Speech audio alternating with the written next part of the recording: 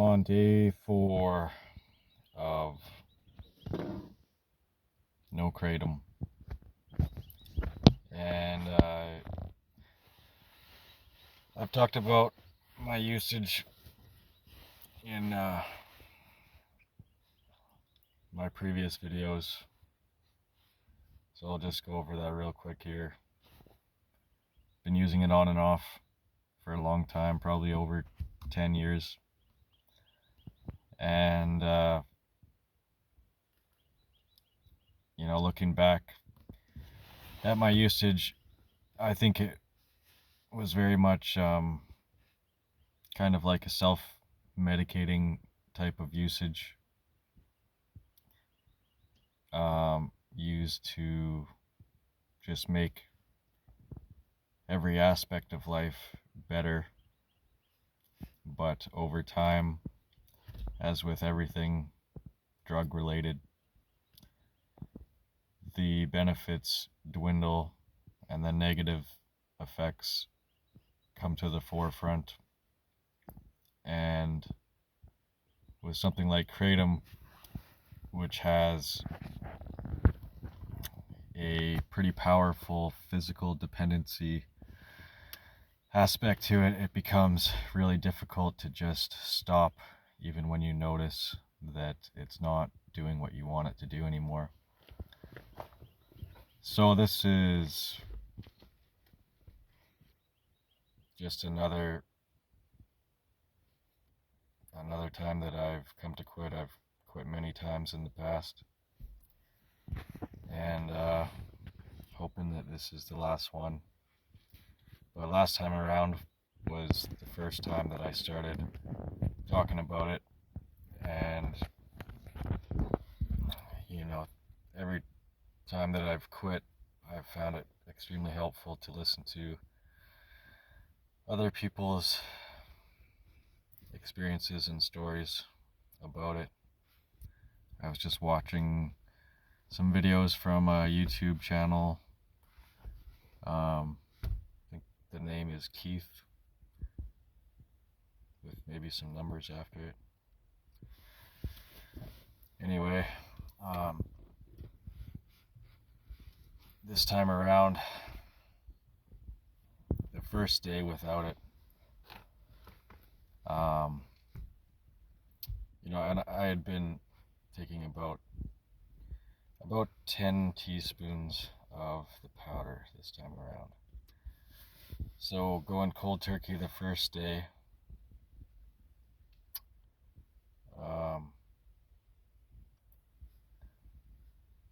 the main effects were mostly just heightened anxiety and a feeling like I was missing something, like something just wasn't right, and those are the effects that I think come on, even within 4 to 6 hours after the last dose, and that's kind of like the trigger that would be my sign to take another dose. But pushing through for the first 24 hours or so, that feeling of something being off just kind of hung around and slowly got more intense. And I was just kind of focusing on drinking a lot of water and electrolytes, and have a greens drink powder that I was using for vitamins and minerals. And then day 2 and 3 is where the hell of kratom withdrawal really starts to set in, and it is such a mind fuck of a process. Like, it is so weird how coming off of kratom really messes with the mind in a way where it's like my mind starts to think back to every other time that I've quit and what led me to quit those times and what made me relapse the times after that.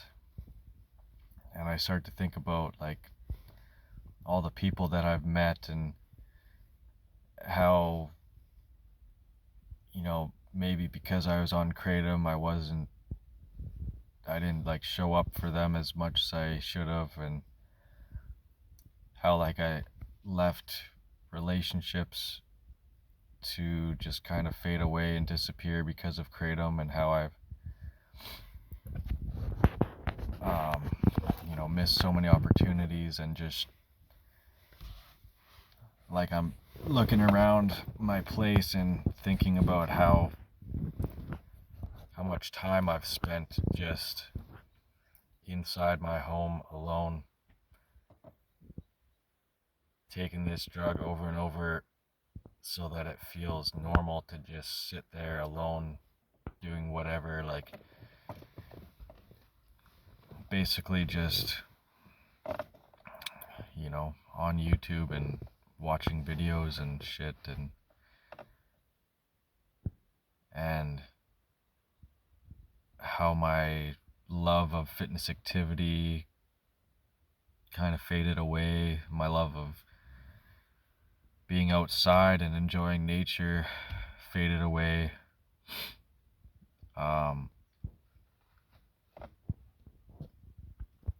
And like the withdrawals just bring this crazy amount of sadness and guilt and shame, and just like thinking about how much time I've wasted, and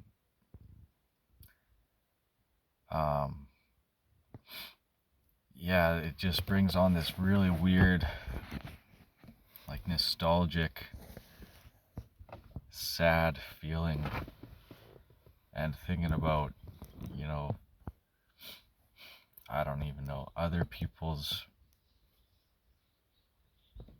problems, and how there's so much of this in the world, and like what does it mean to live a fulfilling life, and like second guessing myself about like, what if I can't do it, like why, look at how many times I've relapsed and gone back to it, and on top of all that mental battles and shit, there's like the physical aspect of it, of feeling extremely anxious and just extreme discomfort in the body, that restless body syndrome, where it's like you can't sit still, but you're so tired and lethargic and sore and achy, and the muscles are feeling weak and the joints are feeling stiff, and you just want to rest and lay down and chill out and veg out and numb the mind, but like the mind is so active and just attacking yourself. It's fucked, like it is.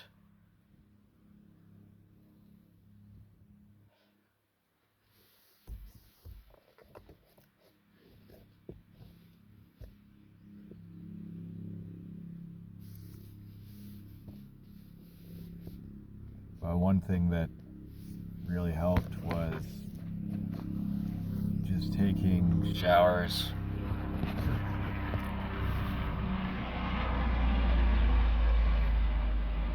It's a helicopter.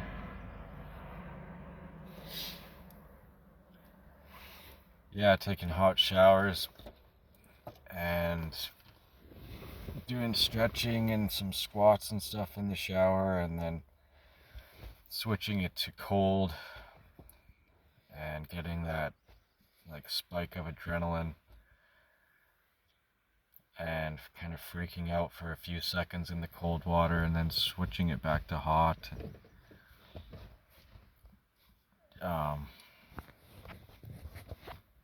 You know, just doing that back and forth, especially before bed. And yeah, I got outside got some fresh air, got in the sun, went for a drive, went for a walk, and just noticing like how kratom messes with the way that your eyes take in light, where now without kratom it's like the eyes have to adjust to being outside, where it's like everything is way too bright, but at the same time it looks like there's this haze over everything and you can't see clearly, and it kind of feels like you're in a weird ass dream. And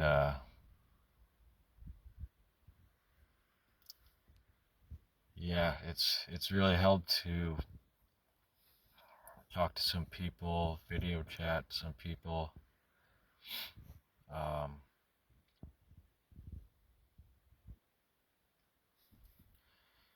yeah, it's a weird thing. Like I would say the thing that compounds the effects of the addiction as well as the effects of the withdrawal is the isolation aspect, which, I've watched a lot of videos about how really terrible it is to isolate yourself and how drugs essentially produce that behavior, mainly because once you find something that gives you that feeling that you want, whether that, usually it's has to do with dopamine, but it's interesting how different drugs that all seem to play on dopamine, the different drugs, are attracted to by different people.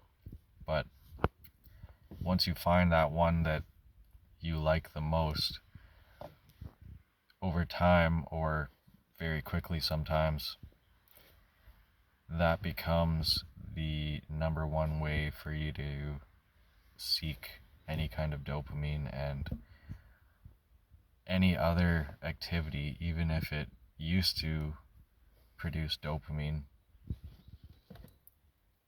it falls away, and eventually you actually start to not want anything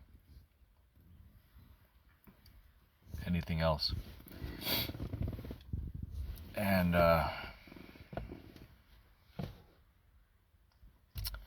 I'm not really sure what I'm saying right now, just kind of rambling. But yeah, today's day 4. So last night I was feeling the creepy crawly feeling all over the body, and I just wanted to relax. And so yeah, I took an Advil, took a magnesium and an Aleve, and had a really long shower where I was going back and forth between hot and cold, and then I just laid down and fell asleep, and I actually slept for like 12 hours and woke up feeling really, really out of it, and tired and like in a fog, and just like could not snap out of it. I wasn't really sleepy anymore, but I was just felt like exhausted and super foggy. And then, but other than that, I felt fairly normal. And then I had a cup of coffee, which I pretty much always have a cup of coffee a day, but the last couple days I didn't have any coffee because I find that it can make the withdrawals worse during those first few days. But today, yeah, I had a cup of coffee, and it somewhat kind of popped me out of that fog. definitely gave me some energy and made me feel a little bit more awake and normal. And I was just putting around my house and kind of again thinking back and going through a bunch of guilt about neglecting my home, neglecting cleaning and organizing. And so I was sort of trying to clean and organize. And